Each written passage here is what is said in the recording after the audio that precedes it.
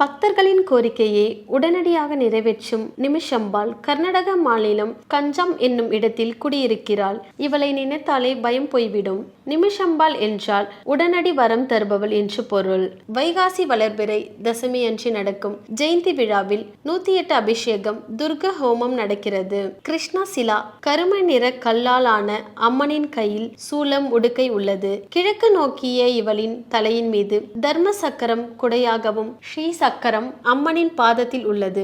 எதிரி தொலை விலகவும் வழக்கில் வெற்றி பெறவும் பௌர்ணமி அன்று விரதம் இருந்து தரிசிக்கின்றார்கள். துர்கையின் அம்சமாக நிமிஷம்பாள் இருப்பதால் ராகு கால அஷ்டமி அன்று பால் அபிஷேகமும் நடக்கிறது. கோவிலுக்குள் அருகில் காவிரி நதியில் விநாயகர் சன்னதியும் உள்ளது. விநாயகர், சிவன், பார்வதி, சூரியன், விஷ்ணு ஆகிய 5 சன்னதிகளும் இங்கு உள்ளது. இந்த அம்மனை தரிசித்து வந்தால் உடனடியாக கேட்கும் கோரிக்கை நிறைவேறுகிறது.